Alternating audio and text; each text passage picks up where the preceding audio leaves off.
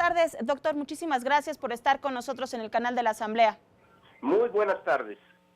Muy buenas tardes, gracias, doctor. Pues hoy, el día de hoy, 20 de noviembre, se conmemora un aniversario más de esta Revolución Mexicana, que es más allá, para la gente que nos está viendo en estos momentos en descanso, es más allá que un día de asueto. ¿Qué significa celebrar un año más de esta Revolución Mexicana? Bien, creo que para empezar tiene usted razón de que debería de significar algo más que un día de asueto, porque yo creo que ya se llegó el momento en donde una buena parte de nuestros conciudadanos ya no tienen interés y ya les dice muy poco la Revolución Mexicana. Creo que sobre todo los jóvenes, incluso sus padres, ya no vieron ni siquiera los rescoldos, serían los abuelos, bisabuelos los que tendrían en la memoria todavía, qué fue la revolución, que es muchas cosas dependiendo de dónde estemos. Si uno entonces era parte de la élite, de la clase alta o de la clase media más o menos acomodada, pues la revolución fue una desgracia. Si fue uno un mexicano de abajo, pudo haber sido un evento positivo o pudo haber sido también algo bastante negativo, porque la revolución causó una gran cantidad de sufrimientos en la población civil, pobre, que era la más desprotegida. Hubo años de verdadera hambruna, hubo episodios de destrucción completa de ciudades, por ejemplo, Zacatecas, en 1914, bueno, fue realmente un proceso muy penoso para una buena parte de los mexicanos. Pero en fin, una vez que esta revolución dejó de ser básicamente violenta, tardó mucho en construir algo que fuera realmente nuevo y que llevara a tener una visión positiva. El ejido debió de haber sido recibido de manera muy positiva por el grupo campesino, pero no se repartió la tierra luego, debieron de pasar años y conflictos internos dentro de la élite política para que finalmente ya en la época del general Cárdenas se hiciera una repartición en serio y entonces se incorporaran una parte sustantiva de los campesinos, tanto a sistema político dominado ya entonces por un solo partido, como a una economía en donde no fueran básicamente súbditos y objeto de explotación, sino que tuvieran alguna posibilidad de acción independiente y en beneficio de ellos. Creo que debió de pasar un buen tiempo antes de que la educación se viera ya como algo que era un derecho y que era un derecho real. Debió de pasar buen tiempo antes de que el seguro social se hiciera realidad en los 1940. Tardó pues en verse el resultado positivo de la revolución, pero realmente cambió a México en lo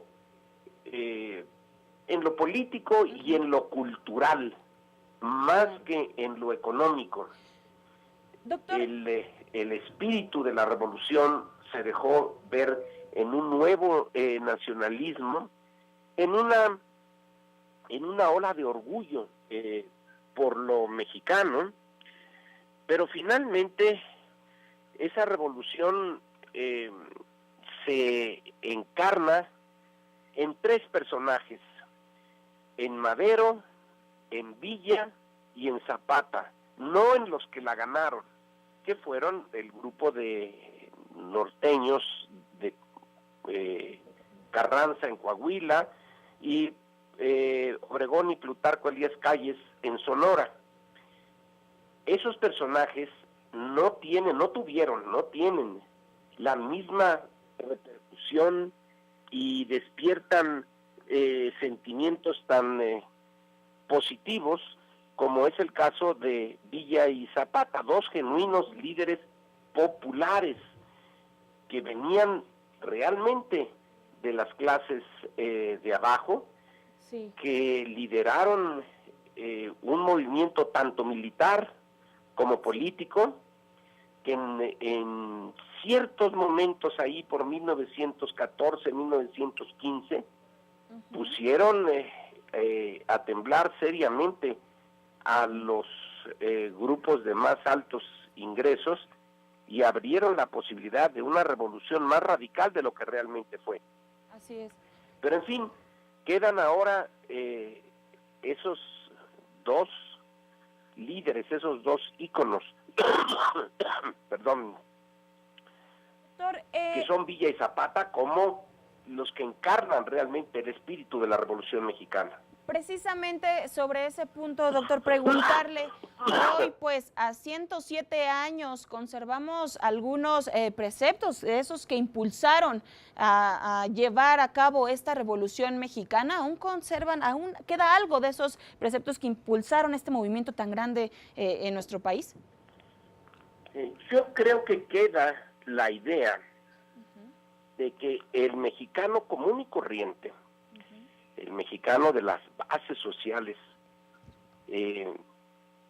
tiene derecho y no debe de ser minimizado ni olvidado por quienes están arriba en la jerarquía del poder.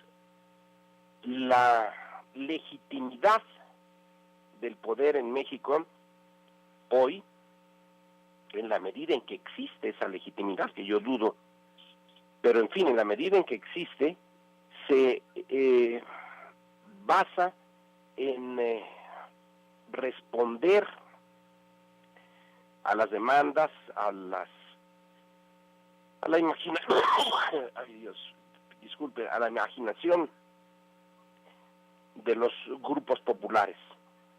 Y esa idea de que se debe responder, el gobierno debe de responder, tiene la obligación de responder al reclamo popular, o puede tomar otras rutas, otras vías. Es cierto que hoy las revoluciones no son precisamente lo más popular. En buena medida el mundo está yéndose hacia la derecha.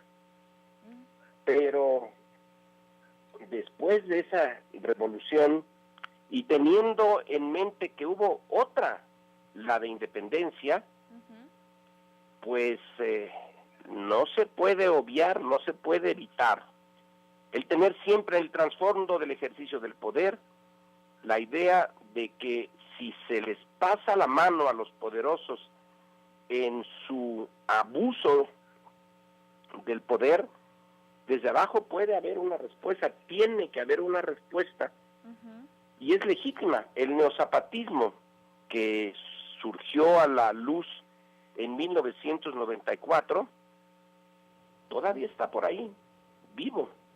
No está como una gran fuerza que pueda llegar a controlar el país, pero bueno, está intentando hoy tener una candidata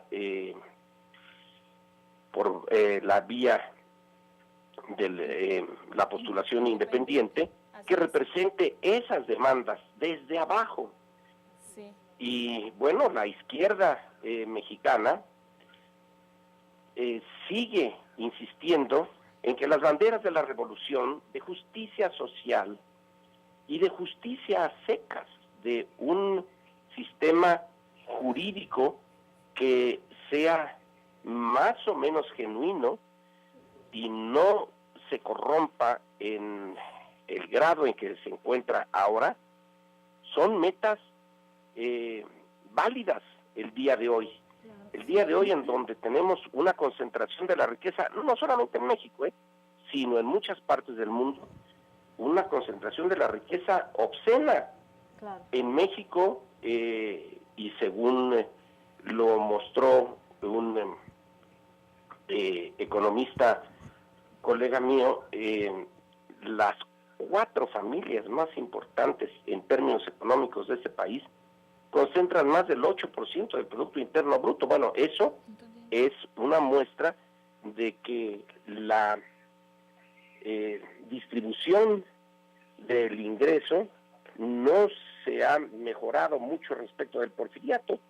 Hay ya otra vez una oligarquía y el dinero manda y comanda tanto a la justicia como a la política, pero la legitimidad de esos personajes o de esa estructura que facilita, apoya, fomenta esta concentración de la riqueza, del poder, en un país donde la mitad más o menos, depende de los cálculos, de los mexicanos se consideran en pobreza. Bueno, eso le está restando legitimidad al sistema, no lo está echando por la borda, no lo está tirando, no lo está derrocando. Sí. Pero vaya que sí le resta legitimidad, y la Revolución Mexicana es un recuerdo de que hubo un tiempo en que se luchó por cambiar todo y por relegitimar la estructura de autoridad, y que puede volver por otras vías, seguramente, pero que el reclamo está ahí y es un reclamo justo, es una tarea no cumplida por parte de las élites políticas mexicanas. Así es. Doctor, pues como siempre es un placer y muy aleccionador escucharlo, y sobre todo en este coyuntura, en este contexto de un aniversario más de esta Revolución Mexicana, y como usted dice, importante para recordarnos de dónde venimos, para entender un poco de nuestra historia actual y también poner atención en aquellos puntos que se están repitiendo, como lo que dice este resurgimiento de, podría decirse, una oligarquía moderna con este enriquecimiento, este poder de los políticos, y que podrá tener una respuesta. Veremos cómo es en los días, meses, años futuros a esta respuesta a la oligarquía de los nuevos políticos, por así decirlo. Doctor, muchísimas gracias por haber estado con nosotros en el canal de la Asamblea. No, el gusto es mío. Buenas tardes.